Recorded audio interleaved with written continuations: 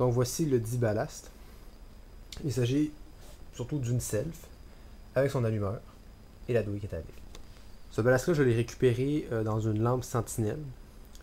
Le deuxième composant, je l'ai rajouté par après. C'est en fait pour faire un essai. C'est un condensateur de 10 microfarads à 250 volts AC maximum.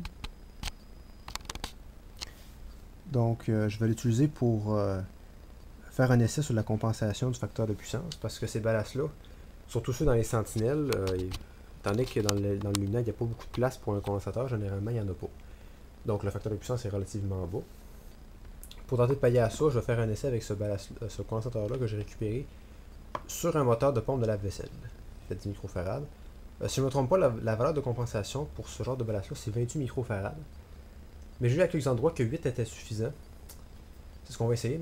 C'est ce qu'on va essayer aujourd'hui. Normalement, le courant de ligne ne devrait pas dépasser 0.7 A si la compensation est bonne. Pour essayer le ballast, on va essayer la lampe qui est à l'intérieur de ça. C'est pas une Philips Ceramalux, contrairement à ce qu'on pourrait croire. C'est une Lucalux 70 watts, faite en Hongrie. Voilà. Maintenant, je vais aller fermer les rideaux. Parce qu'évidemment, un éclairage au sodium en plein jour, ça n'a pas vraiment d'intérêt. Donc, on est prêt au démarrage. Donc, on allume via ici. 1, 2, 3. Le démarrage se fait bien. Pendant que ça réchauffe, on peut même parler un petit peu des lampes au sodium à haute pression. C'est des lampes qui existent depuis maintenant plusieurs décennies. En fait, pas les 70 watts, mais la technologie au sodium à haute pression en général existe depuis déjà un bon bout de temps. C'est pas une lumière avec un excellent rendu de couleurs comme vous pouvez le voir. La lumière est assez orangée. Donc le rendu des couleurs est en fait assez beau. Par contre, c'est une source qui est très efficace. Donc on parle, si je m'abuse, si je ne me trompe pas, là, on parle d'une efficacité de 100 à 130 lumens par watt, ce qui est très bon. Comparativement par exemple aux lampes au mercure, par exemple, qui ne dépassent pas 60 lumens par watt dans les meilleurs cas. Et donc c'est une source qui a remplacé les lampes au mercure justement dans les dernières décennies. Par contre, la technologie au sodium va tendre à disparaître avec le temps. Surtout que les lampes à LED font de plus en plus leur apparition sur nos routes, par exemple. C'est un peu ce qu'on... Disons que c'est un peu plate, là, mais c'est la technologie. Bon, maintenant, la lampe a complètement fini de réchauffer, et donc je vais reprendre une mesure du courant.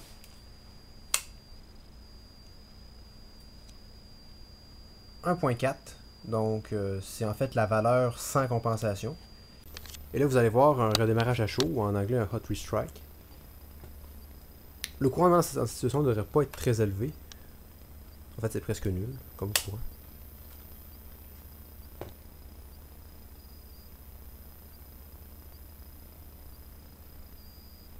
Ici, là, si vous voyez, présentement, c'est une petite décharge de faible courant. Mais il y a une petite décharge quand même. Puis quand on va avoir suffisamment refroidi, la décharge va rallumer. Ça ne devrait pas être bien long. Et voilà.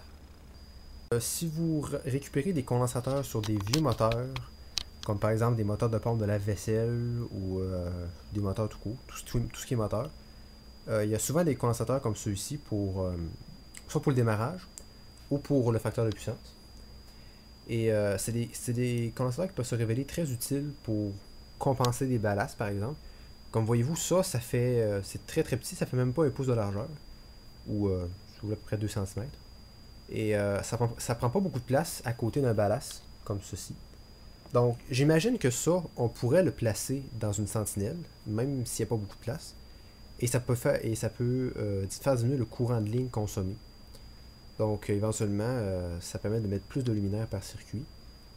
Ou si vous êtes tête sur votre circuit d'alimentation de votre sentinelle, maintenant qu'il y a toujours de brancher dessus, ben, ça permet de diminuer un peu le courant de ligne. Généralement, pour un ballast comme ceci, ça va couper la consommation de courant en deux.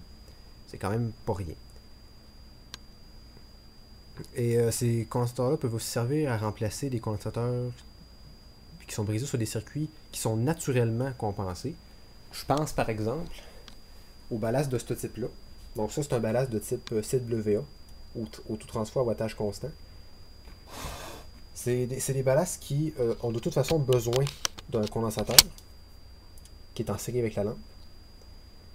Et ça permet que ces condensateurs-là se brisent. Et à ce moment-là, des condensateurs comme ceci peuvent servir à le remplacer. Bon, évidemment, c'est pas la même grosseur parce que c'est pas la même puissance. Là. Et si vous n'avez qu'à remplacer des condensateurs sur des appareils, comme je viens de vous montrer, c'est très important de prendre la même valeur en microfarad. Disons, sur les ballasts de type self ou autotransformateur HX, là, à haute réactance, le condensateur sert uniquement à corriger le facteur de puissance et il est placé en parallèle avec tout le circuit. Donc, c'est pas vraiment très grave si vous ne prenez pas la bonne valeur. Par exemple, si la valeur de compensation pour un ballast, si c'est par exemple 10 microfarad, puis vous prenez un 8 microfarad, c'est pas tellement grave. La valeur de compensation va être un peu plus faible, le facteur de puissance va être un peu plus faible, mais c'est pas plus grave que ça. Par contre, sur un ballast de type CWA ou CWI, le condensateur en question est en série avec la lampe, et non seulement corrige le facteur de puissance, mais va également contribuer à la limitation de courant du ballast. Donc, si vous ne prenez pas la bonne valeur, à ce moment-là, le courant ne sera pas le même. Si vous prenez un condensateur de valeur plus faible, le courant de lampe va être un peu plus faible. À la limite, c'est pas trop grave. Mais si vous prenez un condensateur de valeur plus élevée, le courant va être plus élevé dans la lampe, mais aussi dans les enroulements du ballast. Et c'est là qu'il peut se produire des affaires assez dangereuses, merci. Le ballast peut brûler d'une manière assez catastrophique, avec la boucane et tout. Là. Donc, c'est très important de choisir la bonne valeur. Puis, à la limite, si vous n'êtes pas capable de trouver la bonne valeur, ce qui peut arriver, par exemple, avec certains luminaires assez anciens, qui prennent des valeurs un peu non standards, eh bien, essayez d'opter pour une valeur plus petite, autant que possible. Pas trop petite non plus, parce que sinon, la lampe va être d'éclairera pas assez. Par contre, essayez avec une valeur plus petite plutôt que trop grande, parce que trop grande, ça va faire brûler le ballast éventuellement.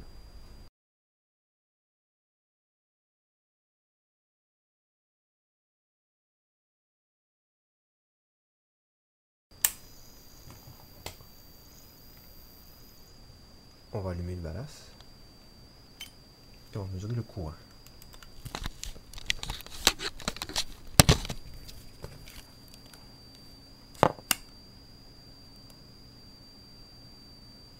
Ah, ben là c'est efficace. Tantôt on partait à 1. Tantôt on partait à 2 ampères, on est rendu à 1.5. Donc là ici, on a une compensation partielle du facteur de puissance. Donc, probablement qu'on est rendu maintenant à 69, peut-être 65-70% de facteur de puissance au lieu de 50%. C'est quand même bien. Et si je remesure... Ah, c'est ça. Donc, on a bel et bien une correction du facteur de puissance qui n'est pas complète, mais qui est quand même effective. Et donc, dans le cas présent, l'ensemble de ballast tire un peu moins de courant que s'il n'y avait pas de condensateur.